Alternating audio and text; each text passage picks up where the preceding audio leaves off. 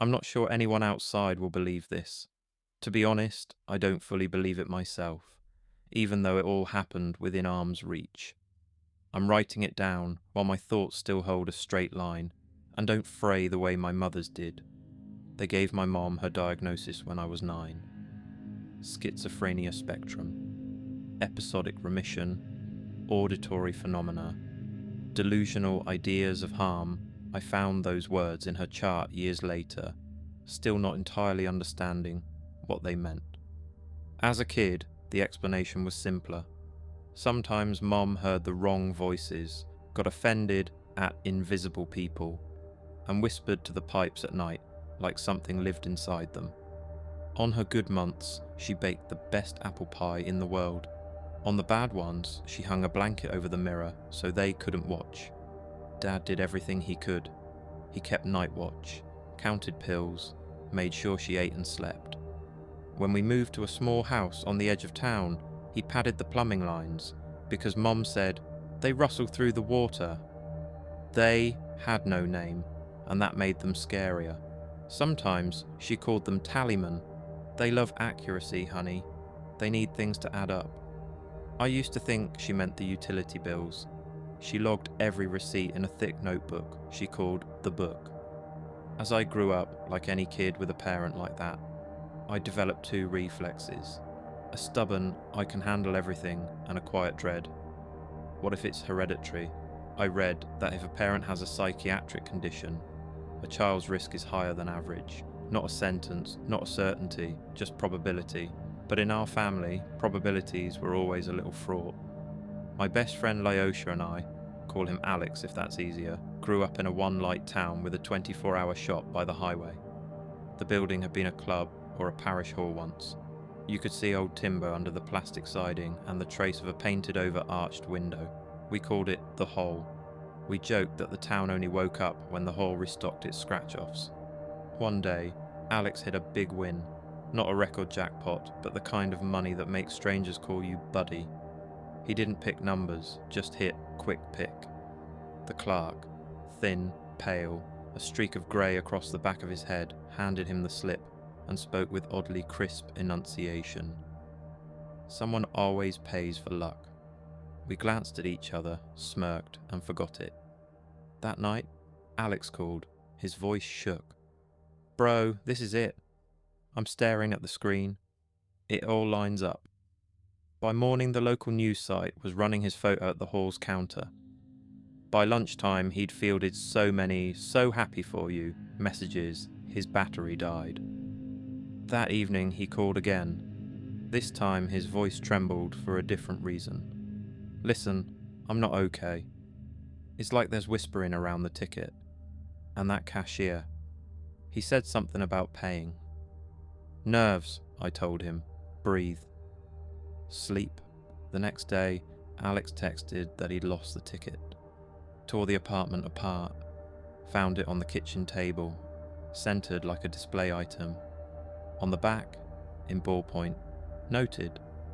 His handwriting, or something very close. From that day, the whispering got louder. "Like water talking, you know," he said. "Not words, more like intent." The phrase stuck in me. My mother used to say the same. About the water whisper, about the tallyman. I brought Alex earplugs. I brought hot food. I brought a long talk, placebo length. Next morning, his mother called me. They'd found him in the living room. The doctor said cardiac arrest under stress. In small towns, words spread like mold. Someone added seizure, someone else posture. I didn't see it. I don't know. I only know that day, the world wobbled. That night, I got a text from Alex's number. "You're next." I stared at the screen, typed. "Who is this?" Nothing. At that exact moment, a breaker snapped and the power died. I sat on the stairs while the phone bled its last dim light and heard, barely but clearly, the water whisper. Like radio static in an old receiver. When the lights came back, I told myself it was adrenaline and house wiring. A couple of days later, they announced the next draw. I didn't watch. but I checked the results out of habit and saw matches with the ticket I'd bought alongside Alex for luck. We'd joked we'd split if anything ever hit. 5 numbers did. Not cosmic money, but more than I'd ever held in my hands. On the back of my ticket, in handwriting that looked a lot like mine, were 2 words: payment due. Was it my hand? I stared and realised I wasn't sure. I didn't cash the ticket. I put it in the bottom desk drawer, part practicality, part superstition. After that, the air in the house seemed to change. The cat hissed at empty corners. Each morning, faint wet prints appeared on the kitchen tile, as if someone had walked barefoot after a shower. I caught myself tracking these things and mentally ticking boxes. Perceptual bias, selective attention, predisposition. The more boxes I ticked, the less afraid I felt, and the more insistently my brain offered new boxes to tick. I started digging. In reality, first.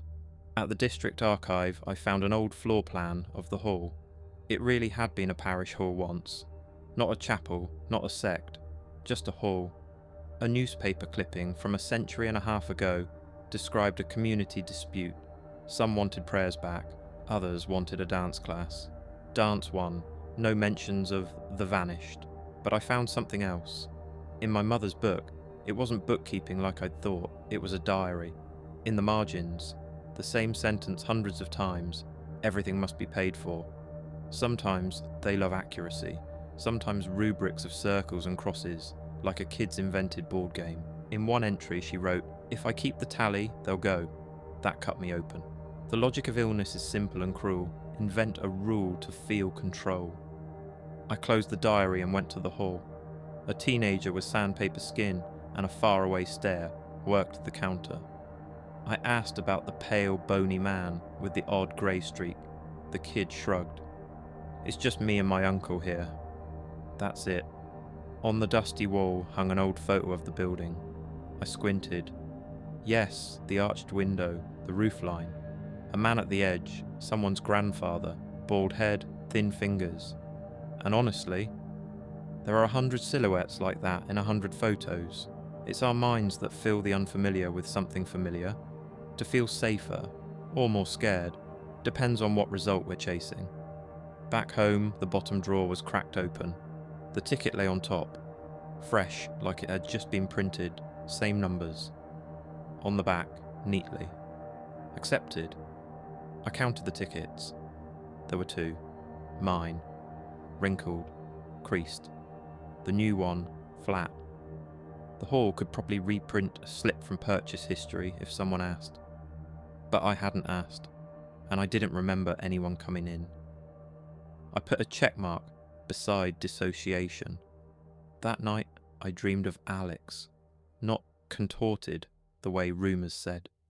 Just tired, ordinary. We sat on the bench outside our building, and he spoke in the same voice we used at 15 to plot how to share a single bottle of soda. Stop fighting what isn't there. Ask for help where it is where. He nodded at my hands. In one was the ticket. In the other, my mum's pills she so often forgot. Start with the simple stuff, he said. I woke and wrote down the dream. Old trick. Pinned to paper, a dream loses its suction in daylight. In the morning, another text from his number. Drawing tomorrow. Your turn. I opened the contact. My phone. Read unknown. You can schedule messages. A phone can be lost. A lot of things can happen. Another check mark. At noon, the community clinic's counsellor came by. Tidy woman, soft voice. I called the night before without trying to be heroic. I told her everything straight. My mum, her history, Alex, the tickets, the whisper. I braced for skepticism and got breathing exercises, a list of signs that mean don't wait, go to urgent care, and a calm talk about the way stressed brains love to stitch compelling coincidences into narratives. It doesn't mean you've lost your mind, she said. It means you have a vulnerability, and right now you're tired and scared. You are not your thoughts. Thoughts are not facts. That evening I tore down the kitchen to fittings. Vent fan, noisy, pipes, condensation, a drip at a joint, left a wet halo on the tiles by morning. On the sill, my cat's paw print in spilled potting soil. I dropped a planter 2 days ago, covered it, forgot. I logged all of it like an incident report. No triumphant, aha! Reality likes accuracy too. And still, something remained. Not mystical, sticky, like stale air, like a dull thump you notice at night and never in the afternoon.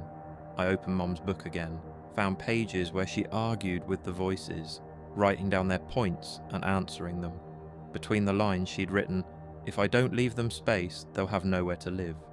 I closed the notebook and took my ticket from the drawer, set it beside the diary and for the first time, calmly read the back. Payment due. The handwriting was mine. Exactly mine. The same goofy loop on my Y, I didn't remember writing it. But I had. That night, the power snapped again and died. The house held its breath. When the lights came back, there was a bank envelope on the mat. Credit card notice. On the front, in huge letters, payment due by, I laughed, short and not very pretty. Sometimes the voices inside get a free assistant outside. Fonts, forms, headlines. I tore the envelope and tossed it. Next day I went to the hall anyway. Bought water, bought bread, didn't buy a ticket. The teenager rang me up. The old photograph sat in the corner. I looked longer than usual and finally admitted, any pale silhouette on old paper can be made to look like yesterday's clerk if you want it to.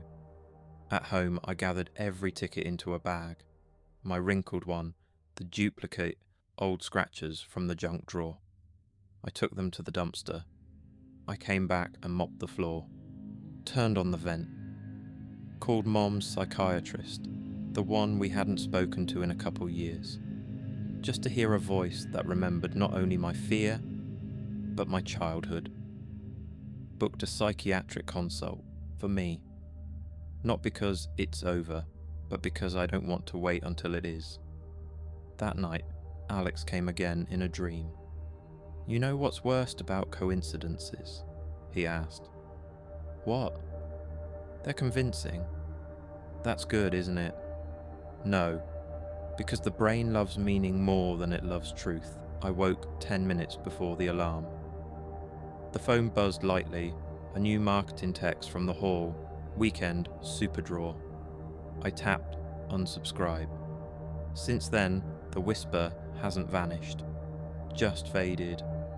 When I don't sleep, it comes back. When I read Mom's old notes too. But now I have somewhere to shelve it, not under mystery, under vulnerability. I keep a tiny daily log. Slept. Yes. Ate. Yes. Talk to people. Yes. It's duller than legends about Tallyman. It's easier to breathe. If you read this far and you're waiting for a twist where a pale man appears to write term due on the back of a ticket, there isn't one. I have one real fact. My mom was ill, and my odds of inheriting some of that vulnerability are higher than average. I have grief for a friend, poor sleep, anxiety, a handful of coincidences, and a brain that loves turning 3 dots into a constellation. If it sounds like the pipes are whispering, check the faucet. If the cat hisses at nothing, see if the neighbour's Tom is yowling under the window. If a ticket says payment due in unfamiliar letters, maybe you wrote it without encoding the memory. And if you can't get a grip, call a doctor. That isn't weakness, that's adulthood. One more thing. If you ever buy a ticket in a place that feels too old to be selling happiness, throw it out simply because probabilities don't care about theatre. Luck isn't on credit, it's statistics. It doesn't balance anything. We try to balance the books, sometimes at the cost of our sanity. I'm leaving this here, not as a warning about the supernatural, but as a note to myself. I am not my voices and not my fears. I'm the one who can pick up a phone and ask for help. Everything else is water noise in the pipes.